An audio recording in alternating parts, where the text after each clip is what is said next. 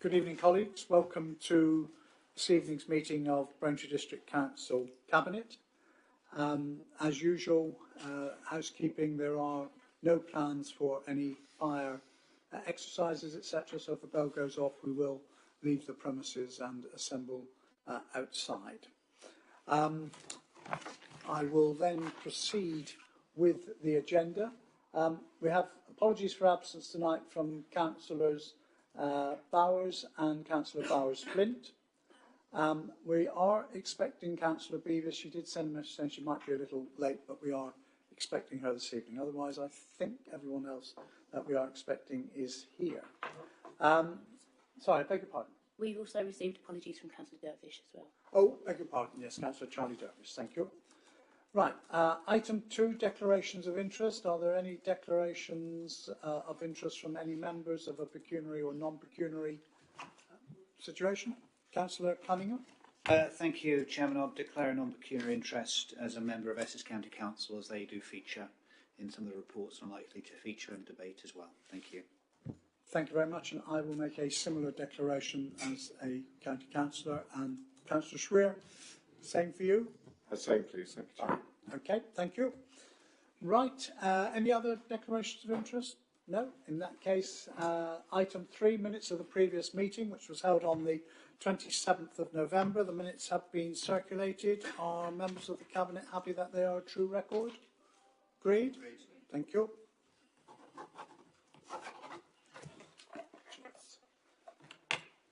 Item 4, public question time. I'm informed that there are no members of the public this evening who wish to speak, which takes us on to item 5, award of contracts for vehicle replacements.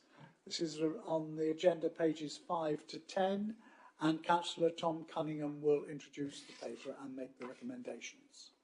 Chairman, thank you. The purpose of this report is to seek delegated authority to award a contract for the replacement of light commercial vehicles and determine the most appropriate finance options and improve associated infrastructure works at the Braintree District Council Operations Depot to operate electric vehicles.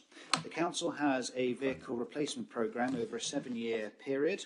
With a switch in preferred technology, Council appointed consultants to review and help transition the fleet into ultra-low emission vehicles where operational, practical and financially viable to do so. On November the 17th, the Leader of the Council took an urgent decision for the award of 13 commercial vehicles as part of the vehicle replacement programme, following successful conclusion of that procurement exercise. The urgent decision was necessary to ensure the Council did not incur additional expenditure of £72,000 as manufacturers were refusing to hold their prices. It is necessary to delegate the process to the respective Cabinet member, which is myself, in order to facilitate the transition to ULEV infrastructure, as 12 new chargers are needed to be installed. And as a council, we need to re-tender the contract for the 29 light commercial vehicles, including 13 that are ULEV electric. We also need to commission the UK power network to supply substation to power the new ULEV vehicles, subject to budget approval, and invite tenders for the electric charging units. Therefore, Chairman, I'd like to move the recommendations. Number 2.1, to approve the funding, the sum of £180,000 from the Climate Change Reserve Fund for the associated infrastructure works at the depot for electric vehicles, to delegate authority to the Deputy Leader of the Council in consultation with the Corporate Director Operational to award all associated contracts for the purchase of 29 light commercial vehicles, of which 13 will be electric, at the conclusion of the procurement exercise, and provided this is within the approved budget, to delegate authority to the Corporate Director Operational to award all necessary contracts for the associated infrastructure works at the Council's depot at the conclusion of the procurement exercise, provided it's within the approved budget, and to delegate authority to the Section 151 officer to determine the most appropriate method of financing the vehicles awarded under 2.2 above, in line with the Council's Treasury management policies. Thank you, Chairman. I so move. Thank you. Councillor Cunningham, was that formally seconded?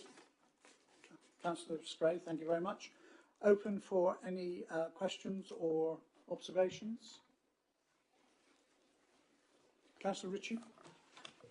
Thank you, Chairman. It's absolutely right and correct that we start to pursue the change of mode of power for some of the council vehicles. After all, we are leading the change and the climate emergency.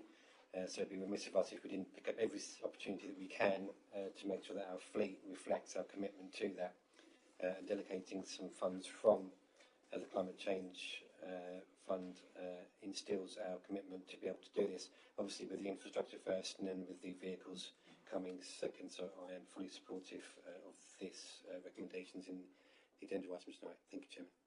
Thank you very much. Any other comments or questions? Lynn, Councillor Jeffers. I just wondered, it's a good thing, of course, but I just wondered whether there is, if you have an idea of if there is a financial saving when we change vehicles. So obviously fuel costs as well as the costs of the vehicles, are they more expensive than the sort of normal ones? I say normal. This is going to be the new normal, I suspect. Through you, Chairman, thank you, Councillor Jeffers. I'll let Sherry Root come in behind me if I've got this wrong. My understanding is that the initial capital outlay of the new vehicles is probably going to be more than if we were replacing with conventional diesel powered light commercial vehicles, but there will be a considerable revenue saving going forward by not having diesel fuel and therefore having the benefit of electric charging and the electric charging on site to charge up our vehicles for their everyday use. I've got a thumbs up from Sherry, so I think I was on message. That's good, thank you. Councillor Mary Cunningham. Thank you, Chairman. Will there be an opportunity for other users to power up from these new chargers, or is it something that's going to be within the yard and just for BDC use? Actually, I'll give way to officers through you, Chairman, on that. Is there opportunities for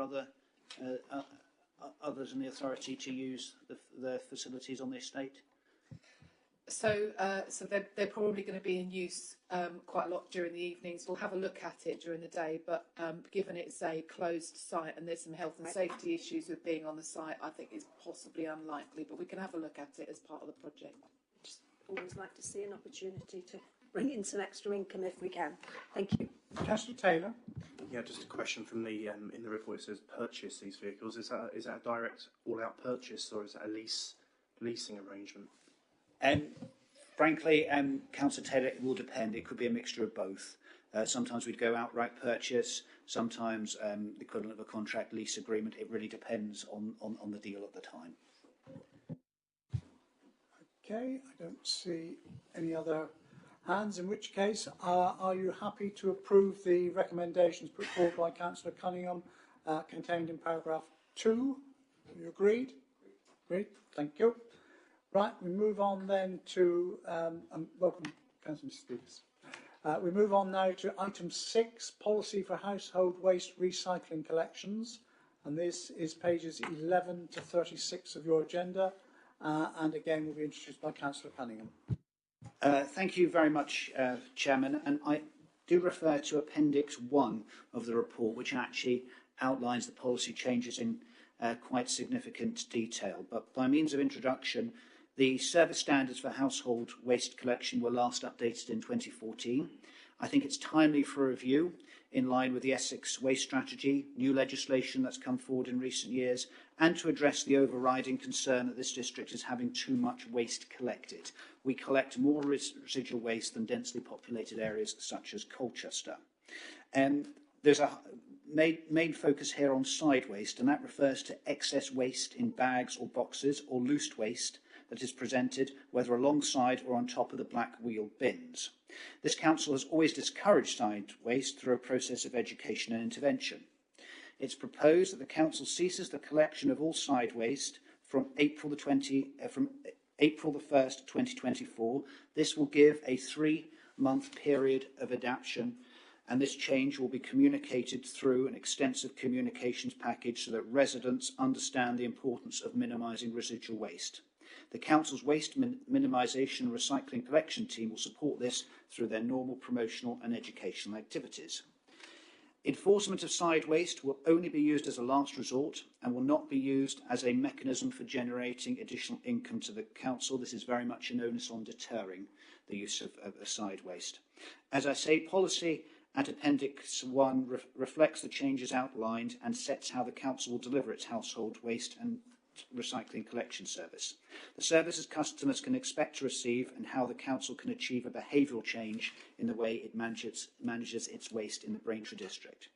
Therefore, Chairman, I would like to move recommendations as set out on page 11 of the Cabinet report, and that is to approve the policy for household waste and recycling collections, including the non-collection of side excess waste as set out in Appendix 1, and to agree to implement the side waste element of the policy from the 1st of April 2024 to give households this time to adapt to the change following a 3-month communication campaign.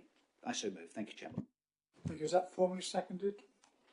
Councillor Ritchie, right, open, thank you, open for questions, debate, comments.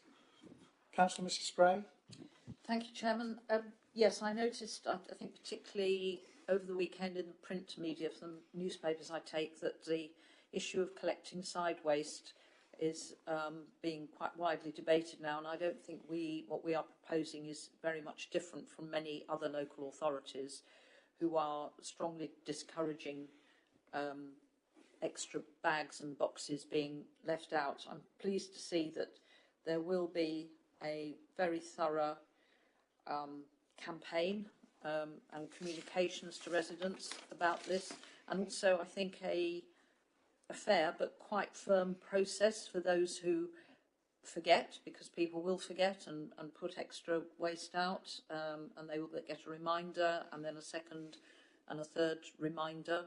So I think there should be plenty of opportunity for people to grasp the fact that we really don't want additional bags and boxes being left by bins. And as I say, I think it's something that more and more local authorities are doing. So very happy to support. Thank you.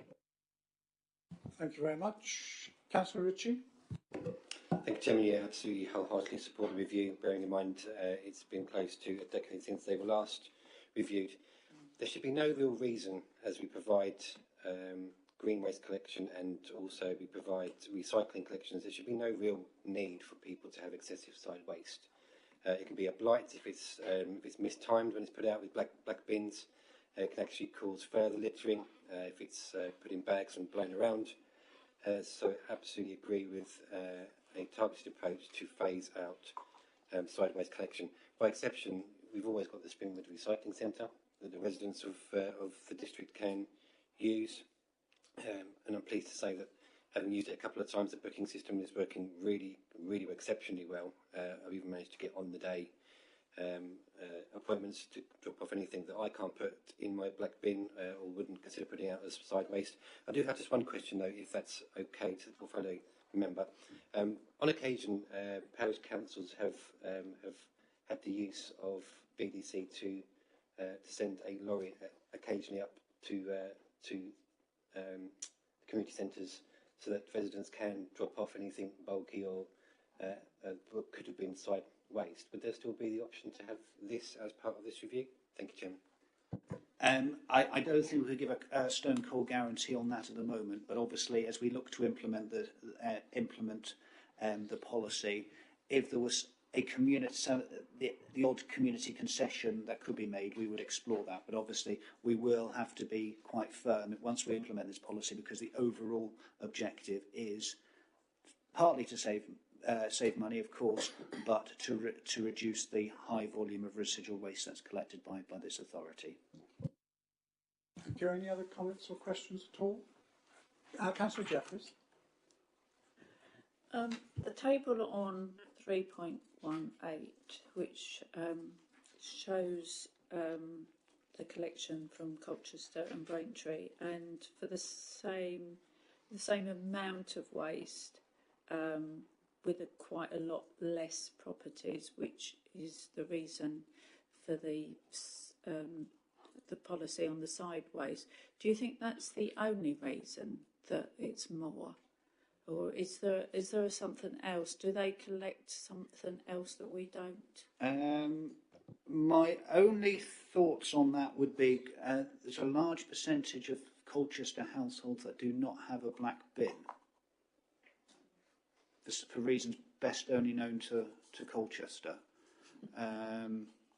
So I think that is, I do think our collection service, and this isn't meant as in any way a criticism, but we are a little bit of a victim of our own success. We have a very sensible, practical, user-friendly, well-communicated waste service, and quite rightly, residents respond to that, and I think we have perhaps been a little bit too generous.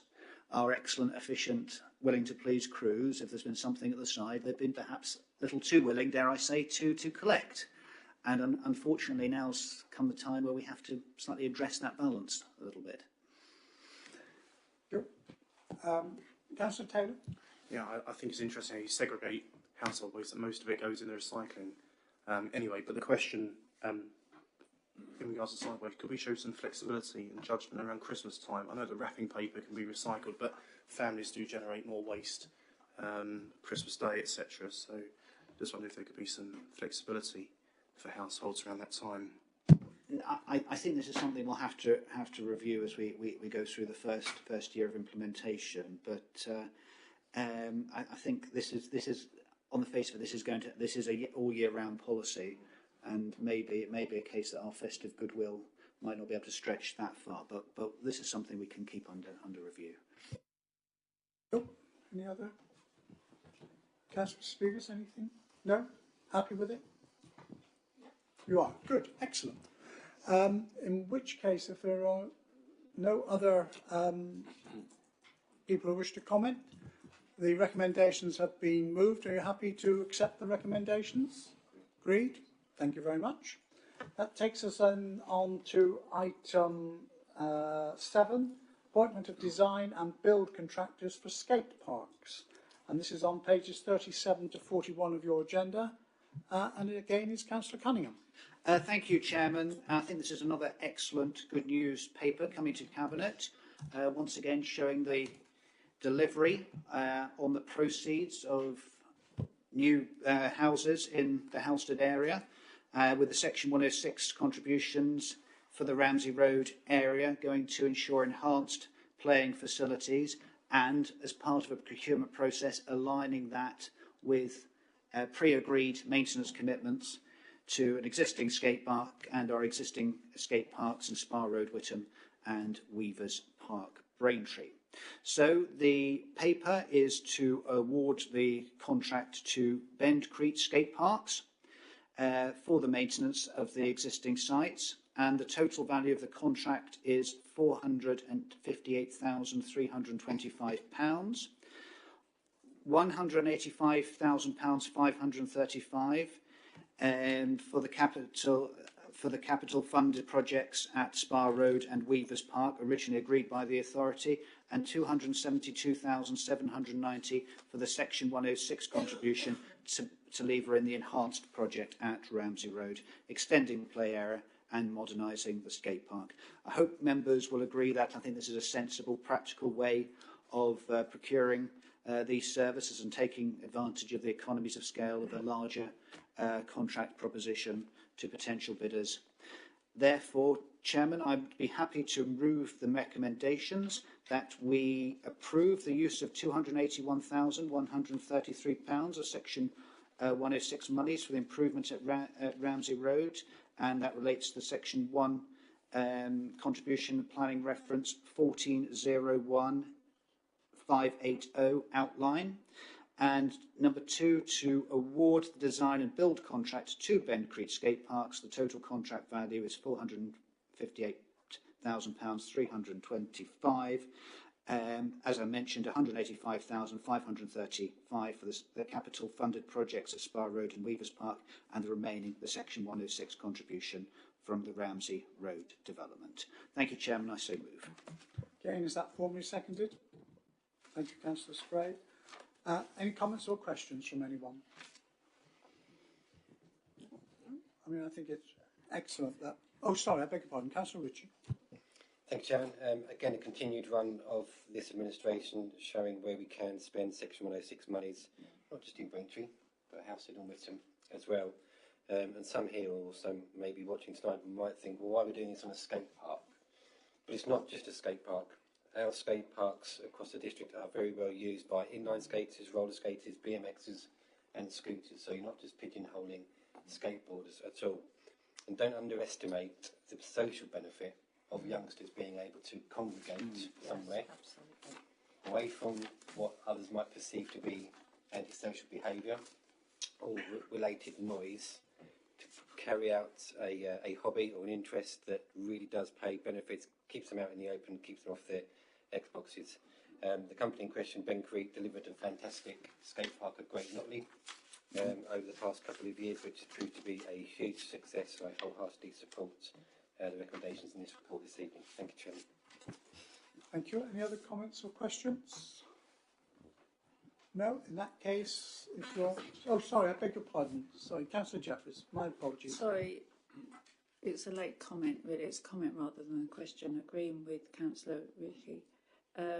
I remember when we first brought the skate parks in, and I think one of the reasons that the police were really supportive of them was because if there were young people in the town on their skateboards, they weren't able to say, can you go and do this somewhere else, until the skateboards came. And I think that's probably reduced a lot of the antisocial behaviour in the towns. So I think it's a really good thing to keep continuing to improve them and refurbish them. Thank you very much. Don't see any other hands up. Are you therefore happy to accept the two recommendations as moved by Councillor Cunningham? Agreed? Thank you. That then takes us on to item 8, the construction of Rose Hill Linear Park, which is Councillor Mrs Spray. Councillor Mrs Spray. This is on page 42 to 45 of your agenda. Thank you, Chairman. I'm very pleased to present this report this evening, which seeks approval to allocate an additional £45,583 of Section 106 funding to an already approved sum of over £108,000 for the purpose of, yes, providing a new linear park in an area of land located behind the yard Braintree, which I have to say is a fairly sad looking site at the moment. This money has come about, again, it's a very good news story, Section 106 money. The council are in receipt of £153,561 secured through several Section 106 agreements and some capital funding. One of those agreements does not have a specific deadline, but does have a requirement that it will be spent as soon as possible. And the other Section 106 agreement specifies that the funding must be spent by October 2024. So given the procurement process and so on, that's not a huge amount of time, which is why it's quite important that hopefully we can get this through this evening. So basically the intention is to create a nice new public open space within the wasteland. It will greatly improve the outlook and the facilities for the residents in that area, installing play equipment and public art. The intention is also to sow wildflower seed throughout the entrance to the park, which will make it an attractive place to visit. Planning permission is not needed because there is already permitted development rights of the council in place, so it should be relatively straightforward. The total budget for the project, as I said, is over £153,000, and it's specified for open space and art, but also the second Section 106 agreement specifically for provision of equipped play space at Rose Hill. So the option is, well, if we took the option not to do it, we would lose that Section 106 money and we'd have to hand it back to the developer, which we don't want to do. The current procurement route, our usual procurement route, is being given consideration, and that exercise should take place in February, March of next year. There was consultation carried out, it was a while ago, 10 years ago actually, with the local residents as to what they might like to see on the site. What they did highlight were the problems with vandalism, antisocial behaviour, dog fouling, overgrown vegetation, and they expressed a view about how they would like to see the site developed. Another consultation was then carried out in 2017, and support was continued for those sort of facilities, but in particular fitness and play equipment and some element of public artwork as well. And that feedback from the residents has determined how we would like to see the work going forward. So I'm very pleased to present this, and there are 3 recommendations on page 42.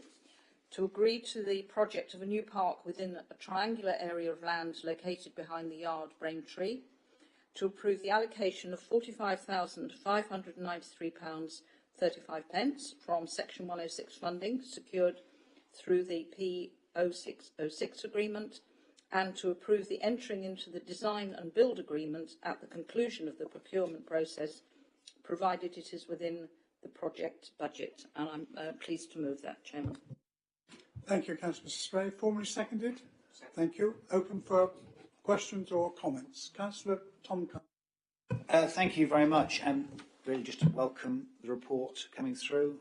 Really good to see, once again, delivery on the back of Section 106 contributions. I think it's really important that there's been considerable local input over the number of years, and I think it's quite significant because, I think I'm right in saying, it's the final piece of land of the old brownfield site of the old industrial works that led right down from the railway station up to Coggeshall Road, and that is probably the end of a 30-plus year period of change in Braintree by bringing this rather unfortunate bit of brownfield site that remains and changing it into something better that the community want and the community will benefit. So it's a very, very good news story all round. Thank you. Thank you. Any other comments? Councillor Mrs. Beavis.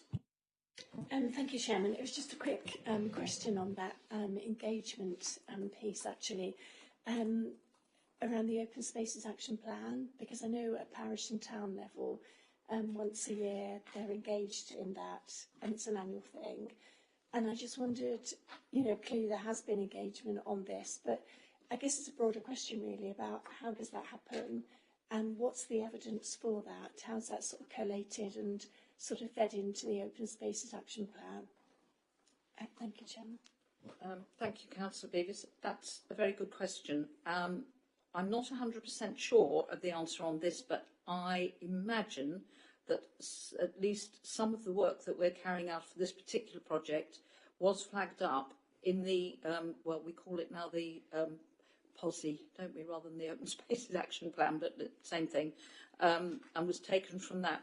The earlier consultation, the one that took place 10 years ago, I don't know because I wasn't involved in that at that time, but I do know that residents were particularly asked, local residents were particularly asked what they would like to see on the site. I will double check and let you know, but I imagine that a lot of the work that we proposed to do was taken from the action plan. Thank you. Councillor Jeffries. I'm sure that will be welcomed by a lot of the people there, because the yard itself, there are quite a lot of properties there, where they're flats.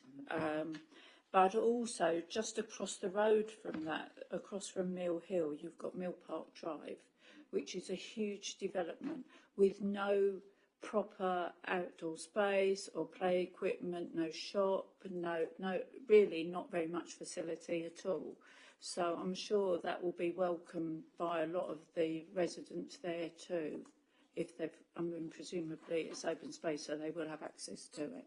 So I'm sure, notwithstanding maybe lack of consultation or recent consultation, I'm sure that will be welcomed by people there. Thank you. Any other comments? Just want to make two. First, I actually went down to have a look because I'm intrigued about behind the yard. I agree with you. It's a pretty miserable bit of land at the moment, and really pleased with that.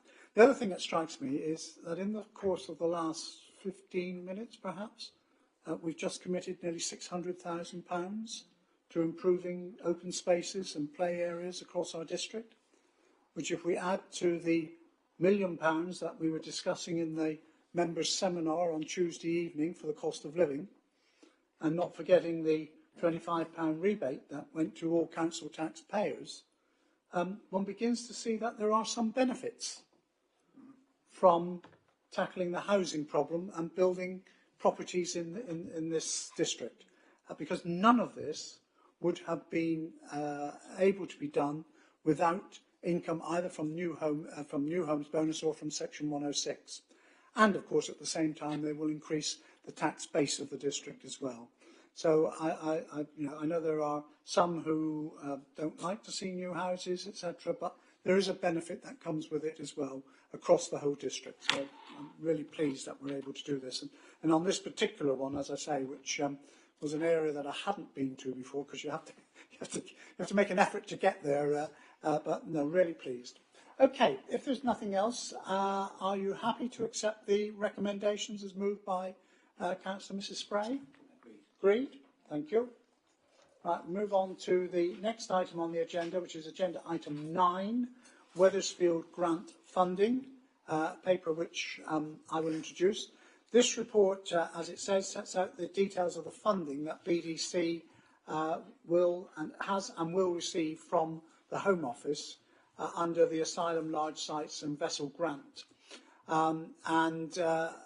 Clearly, there has been a lot of interest regarding this.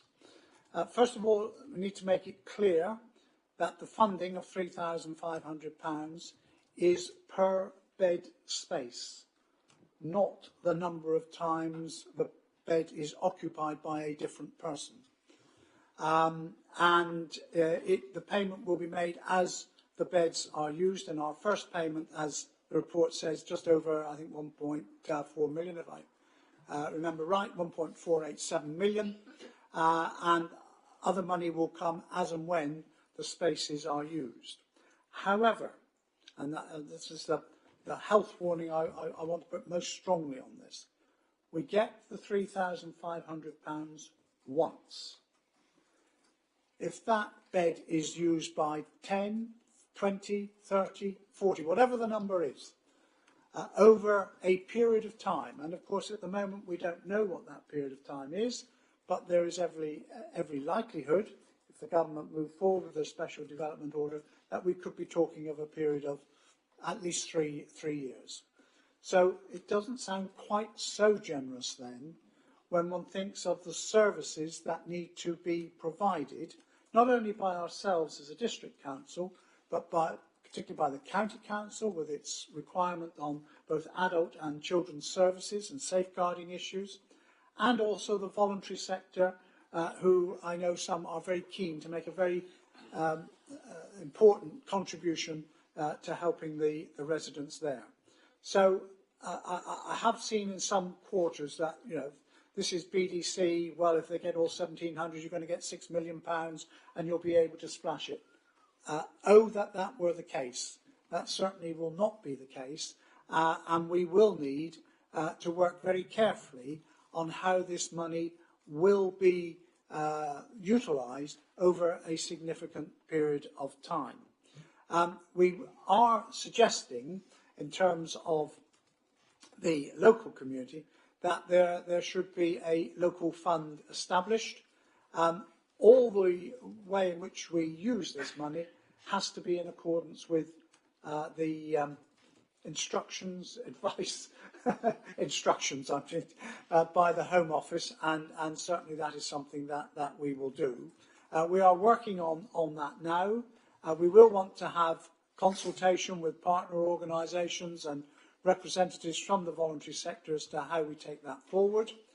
And we will be, in terms of any grant procedures, be determining the criteria that will be used for any awards, etc. So this is, as I say, this is not a bonus sum of money coming to the District Council. The amount of time and effort that we're having to spend on this is actually quite huge, and of course it's taking up our own staff time as well, and it's not as though we have staff hanging around just trying to find something to do. But at least there is now resource coming through. We will want to make sure that it is used in the most efficient and effective way. And the purpose of this, so that we can move swiftly on, is in the recommendations, when I just get to the right page, which will come up any moment, 46 I think I'm looking for. Right, here we are. Is first to agree a scheme of delegation to myself as leader to approve the final asylum grant funding scheme or schemes to be administered by the Council, and I do undertake to inform all members as to what that will be. The criteria against which application for the schemes will be determined, and the decision-making process for the award of funding. So we'll be working on that over the Christmas and the New Year period, and I hope early in the new year to be able to inform all members of how we take that forward. So I will move the recommendations as set out in the report. If I could have a formal seconder. Thank you, Councillor Cunningham. I'll now throw it open for any comments or discussion. Open. Councillor Taylor. Thanks, Councillor Butland. So effectively it's a one-off payment because if, say for example, Wethersfield's operational for 10 years, we won't get 10 years worth of money each year for those 10 years. That's what you're saying, effectively. We get one payment. Yeah. One payment for that bed. Yeah. However long that bed is there and however long it's used. That's the bluntest way I can put it. Fine. Okay? Thank you. Thank you very much. Sorry, Councillor Mrs. Beavis. Thank you, Chairman. I've got a couple of questions and a couple of comments, really. I mean, I guess in terms of the engagement piece so far, generally on the Wethersfield Asylum Centre, I found it sort of quite haphazard. And, you know, locally we've campaigned for greater engagement. And to be fair, we've got scheduled meetings in for the next few months. I think one of them actually was today as well. So that's been quite helpful, but doesn't always go down to this sort of level of detail.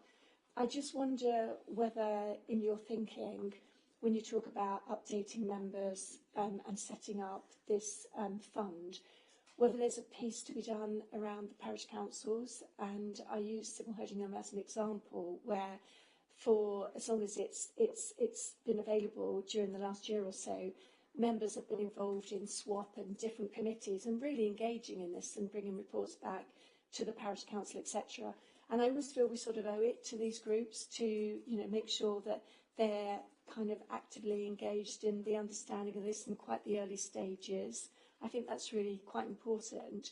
The other thing I'm going to say as well, and I'm certainly not for one moment suggesting or laying the blame at this asylum centre, but that feeling of increased crime in the area. In fact, there is an increase in crime in our local area. For example, in Castle Hedingham over the last couple of weeks, 3 cars have been stolen in a sleepy little village of Castle Hedingham. And it just adds to that kind of sense of the increase in crime. So I just think it's really important to take as many opportunities as possible to keep our local community updated. And it's something that, you know, I will take back as well. But I really think there is a role for the District Council to play as well. Thank you, Chairman. I think I'll pick up on a few points. Yeah, you're quite right. There are meetings, and in fact, Councillor Taylor and I were on one this afternoon with the Home Office there. It's always a pity when local members don't attend those, I have to say, because there is an opportunity for a two-way dialogue, concerns, etc. Second thing is, I would caution when people talk about an increase in crime in the same time as they're talking about the asylum centre, as if there is a causal link. I don't know about the 3 cars. Maybe I'm wrong in making an assumption that it has nothing to do with the asylum centre, but I think that sort of debate that, you know, suddenly there are 3 cars in whatever, whether it's Castle Hedingham or in the same time as you're talking about the asylum centre, I think a little bit of caution is needed about the way in which we discuss those. I mean, there's a load at the moment, I understand, of Ford Fiestas going because they've stopped marketing them. and so they've suddenly become very popular. And indeed, I believe Essex Police have been dealing with the theft of hundreds of them. I am not making any link of that in any discussion that I have about Wethersfield. So if I could just ask all members just to be a little bit careful on that sort of thing. The fear of crime, that is true, but there is no evidence that there is any significant, if indeed any, increase in crime as a result of the asylum centre there. Clearly, we will work very closely with the police, and the police have got their facilities there as well. But you're right in terms of how we work with communities when we get the funding. Again, we need to remember, I think I made it quite clear at the council meeting, the whole of the district is paying for the asylum centre at Wethersfield and our legal challenge. There will be some issues which will be quite specific and quite local to the area of Wethersfield, but there are other areas, such, for example, the centre of Braintree, where buses come in with residents from Wethersfield in, etc., where there may also be a need to do something in terms of helping. And we know that the voluntary sector, actually, we have voluntary sector people from outside the area who want to provide support as well. So there will be a various areas that we will need to do, but clearly we will want to, I will want to ensure that for each scheme or for each decision, there is involvement from those that need to be involved. So I will give that undertaking to you. Okay, Councillor Mrs. Spray. Thank you, Chairman. This isn't, well, directly related to Wethersfield, but just following on from what Councillor Beavis has said, there has been in the Combs ward over the last few weeks a huge increase in crimes, in thefts from garages, outbuildings, thefts of ride-on mowers, farm equipment, things that can be sold for decent money quite quickly. I have to say the local police have been absolutely excellent. Councillor Courtauld and I have been keeping residents up to date with the police operation. So there is, you know, I have no idea who's behind it. I think there will be arrests, but we don't know who it is, but it is happening. And of course, yes, it's getting quite close to Christmas, and if people want cash quickly, we'll do things. But there is no suggestion, certainly not from us, that it's related to Wethersfield and the asylum centre. But certainly the police have acted very quickly and are being extremely good. Thank you. Thank you very much. Any other comments or questions at all? Sorry, Councillor Jeffries. I just wanted to ask a question about the grant. So, as we get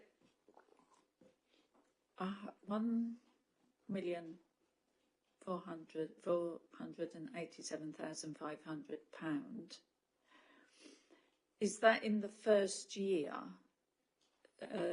So that's based on 25% of occupied beds. Where I'm leading to is, are we going to, I know it's per bed, but are we going to get an amount of money every year? Or are we going to get the amount of money in the first year? And therefore, if there are grants being given, should we keep some of the money back for subsequent years? Yes, you've got one guess now. Thank you. You're absolutely right.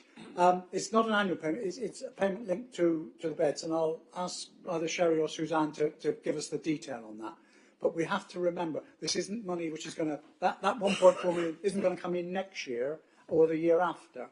So if we're planning a service, we've got to think about how long will this be needed and what might we need to do. So I think, you know, we may have to be, with a small c, conservative in the way in which we distribute it, because if once it's gone, it's gone. Suzanne, did you want to just clarify on how the money will come in? Yes, so the 1.48 million we have already, that has been paid. And then each quarter, they'll will be informed by the Home Office of how many new beds have become operational in that quarter, and we will receive the relevant funding for those new operational beds at the end of the following quarter. until the point that the site is fully operational, which is 1,700 beds. So we don't know what at what rate that will ramp up. Well, that's kind of within the Home Office's gift, and they will decide that due to their operational requirements. But I would imagine you'd expect over if there was going to be a 3-year period that they would be ramping up towards that fully operational point fairly soon, and then that would be the end of the funding. So yes, as Councillor Button says, we're working on the basis that we would need to equalise that funding across all years of operation, and the grant allows us to spend the funding across all years of operation. Did you want to come back? Only to say it's going to be difficult to work out because we don't know how long the operation is going to work for. So you keep it back, but you don't. It might finish after 3 years, or it might be 10 years, and it's just going to be difficult to work out. Yeah. So one of the things we will, as I say, we will be working on the basis that it's certainly not going to be 5 minutes. It's probably going to be at least 3 years, and we will want to make sure that we spread that expenditure over that period of time. Councillor Coleridge, sorry, beg your pardon. Thank you, Chair. So this question's coming from the other angle. If the government were to randomly shut the site down in the very short term, is there any kind of clawback on the funding, or would it just be lost to the government? I'll ask Suzanne again to answer that. So the funding instruction says that eligible expenditure can only be incurred while the site is operational. So effectively, if the site stopped being operational, then we couldn't spend any more of the grant funding and would have to, and then I think they would ask for it back, yes. So it's like chicken and egg with us, you know, how quickly do you spend it? And we need someone in the Home Office to give us good notice if it is going to be shut, so we can work on it. Okay, Councillor Taylor. Yeah, at last week's full council, I think one of the local ward members, Councillor Alsop, Councillor Stones, raised a question about crime and police resources. I wasn't really sure if there was any identified need to include more of a police presence. I wasn't sure if there's any plans at this moment in time in the short term to increase police presence in the area based on some anecdotal feedback on sort of an increase in crime and antisocial behaviour in the area. My understanding, and I'll be corrected if I'm wrong, is that the police funding is not part of this, that because the police director of the Home Office, that any additional resources that may be needed will be a matter for Roger Hurst as the Police, Fire and Crime Commissioner to negotiate with the Home Secretary or the Immigration Minister. Sherry? So the police funding is separate. There has been police funding already given, and there are 2 specific allocated resources to the site. I do need to say, though, that in the immediate surrounding area, crime figures have gone down since the site has opened, not up. So therefore, it may well be a perception, but they're the figures that we're keeping a really close eye on. But they are there to help around the community and be very, very visible in the community, but also on the site as well. But we will be keeping a close eye on those figures, and the police will be feeding back to the Home Office if they feel that they need any further resourcing. I realise you've opened the door to us now getting requests for asylum centres throughout the district. Right. Thank you. Councillor Mrs. Beavis. Thank you, Chairman. I just wanted to make just a brief comment, if I may. You know, the point I made earlier on was about perception, and you know, one that's lived in this area, you know, pretty much all of my life. It's a very, you know, rural locality, and you know, people speak. You know, we do actually speak to one another and say how we feel about things. And I think it is really important to be able to have that, you know, freedom to come back and just say how people feel. And you know, I think it is really important how we land these sorts of conversations locally. I mean, potentially, we are talking about £6 million of funding going into that site, work it back, or, you know, divide it up how you like. But it's not an insignificant amount of money. And yet, you know, I'm very mindful, I lived very close to the site only a few years ago now, that the light pollution is something quite different to what we're used to. there must be some additional wear and tear on our highways and just stuff really associated to this site. And the broader point I'm trying to make is it is, I think, really important to at least acknowledge that, and if possible, be able to put a little something back into those communities that actually, you know, I think have been quite resilient. Yes, they've been quite vocal, you know, you would expect them to be so, but, you know, I think, you know, we do live in a democracy, and it is important that people have the freedom to be able to express how they feel about things. But I really just want to make the point that, you know, it is perception. I'm not for one moment, you know, identifying the site, you know, with the crime. It is perception. And I think it's really important that we do listen to what residents tell us. Thank you, Chairman. Yeah, I think it's important we listen, but I think it's also important that we tell them what the truth is. I think as elected members, we have a responsibility to be leaders and sometimes tell people when they're thinking nonsense that they are thinking nonsense, and not always try and please people. So, you know, I do agree with you. You know, you've heard tonight, not from me as a politician, but from officers, that crime has gone down. That should be on your next piece of paper through the door. That, you know, this is really good news, that crime is falling in those areas. And I accept, you know, the fear of crime, I would think across the whole district, is higher than the actual crime, because basically we're a very safe district. And, you know, we've got a really good police force, etc. And the work that we've been doing around safer streets and all of that is first class. But I do think there is a responsibility on us as elected members to engage in that conversation, as Councillor Mrs. Beavis says, but also not just to, if you like, reinforce the perceptions, but to actually challenge them. And sorry, I could go on. Councillor Cunningham. No, thank you, Chairman. No, sorry, I appreciate we're talking about the funding, but I think it's just worth making the point about the work of the multi-agency forum and the stakeholder briefings that come out from that, which seem to be very comprehensive, seem to be quite pretty regular. Just for clarification, Chairman, how often do they come out, and how wide is the circulation, please? How often do they the math briefing reports, and how wide is the circulation? Because I wouldn't want the sort of myth to be perpetrated that somehow there isn't any communication emanating from on these matters. There is also the Wethersfield newsletter, which is produced by the Home Office, which we heard about this afternoon. I think Councillor Taylor told me that there is one about to be published. And there was discussion which Councillor Van Dolken raised about it going out to parish clerks so that it could be widely disseminated, etc. But on the MAF one, I'll look towards Sherry. Sherry. So the lead agency for communication around Wethersfield remains and has to remain the Home Office, as it's their site, and they have a comms plan which we do challenge them on.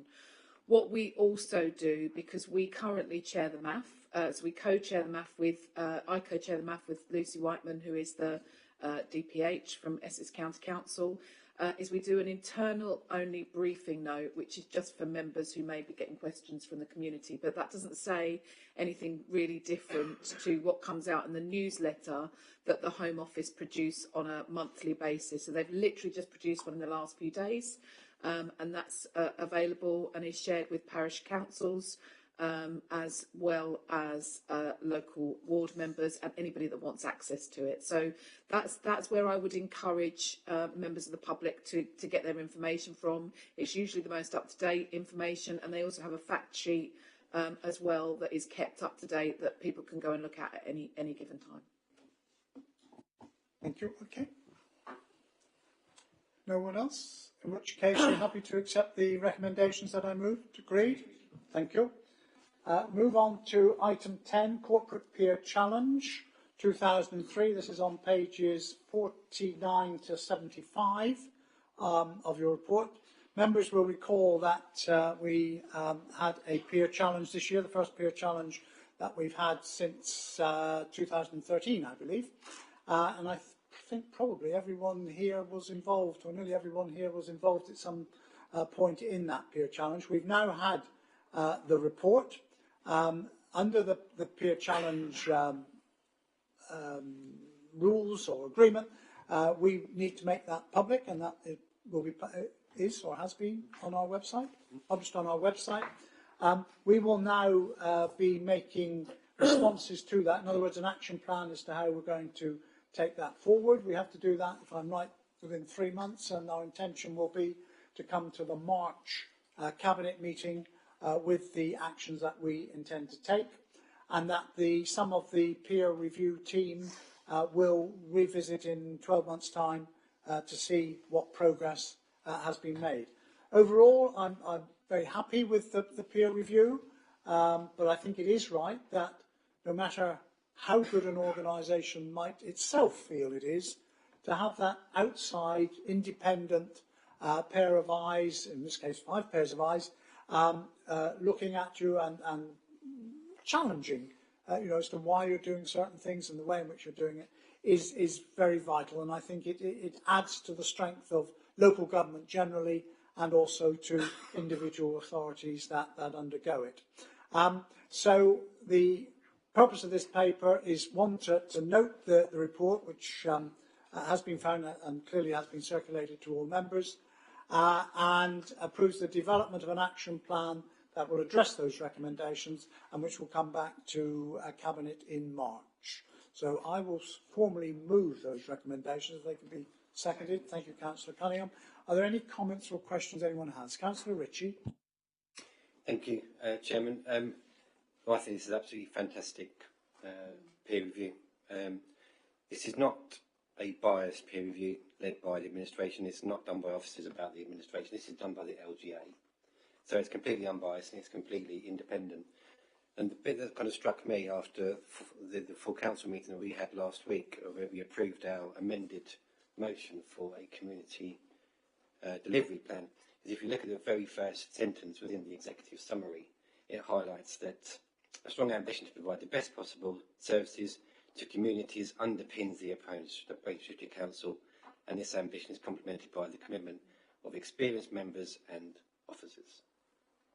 Chairman, I sincerely hope that when the all-party working group does get together, they get a chance to review the findings within this LGA report and factor that into any work that may or may not need to be done with regards to a community delivery plan. Sometimes we are so focused on one thing that the shiny thing on the periphery is always there and can always be used. Thank you, Chairman. Thank you very much. Any other comments or questions at all? Thank you, Chairman, and I appreciate I might be speaking completely out of turn, so I apologise if I am.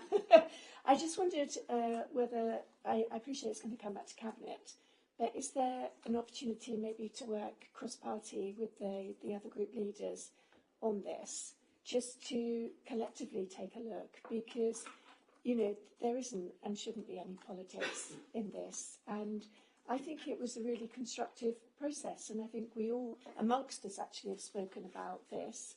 And I think it would kind of maybe show that, our willingness to work together, makes us stronger. So, yeah, thanks, Chairman. Very happy, involved the group leaders at the beginning. Very happy that when I've got a draft of the suggested action plan, that we share, we have a joint meeting and contribute, because I think this is not this administration's report, it is the council's report collectively. And so very happy for that to be done. And yourselves and Councillor Mrs. Powell as well, I'll certainly get involved. Okay? So it'll be in the new year, I think I'm talking about it in the new year. Okay? Thank you. Any other comments or questions at all? No, you're happy to accept the recommendations that I moved? Agreed. Thank you. Now we get to item 11, which is the Essex Flood Partnership update. This, you may recall, following Councillor Tom Cunningham's appointment as at County as the Cabinet Member for Highways, there were certain things that, for transparency and avoidance of conflicts of interest, for example, the North Essex Parking Partnership and Highways, I've done. There is another one, which is the Essex Flood Partnership. Unlike NEP, that does not require a full Cabinet member to do, so which is why I'm I am recommending that Councillor Van Dolken sits on the Essex Flood Partnership to represent Braintree District in place of Councillor Cunningham. As I say, that's the only reason. It's not. It's only just so we keep this clear line of demarcation between county responsibilities and district responsibilities. Are you happy to endorse that, please? Thank you. Okay, thank you. That takes us to item 12, exclusion of the public and press. We have no items in private session, so I don't need to move that. And that brings us to the end of our agenda for this evening. We are only a week today away from Christmas, so I don't think it's too early for me to wish all members of Cabinet, the leaders of the other groups, a very, very happy Christmas and also a very happy New Year, and to publicly thank our officers, the executive team that we have with us here this evening, but also all our staff for the huge amount of work that they've done over the year in keeping our services going so well, and many of whom, in one way or another, will be working over the Christmas and New Year break. So I'd like to publicly put that on record and wish you all a very, very happy Christmas and hopefully see you in 2024. Thank you very much indeed.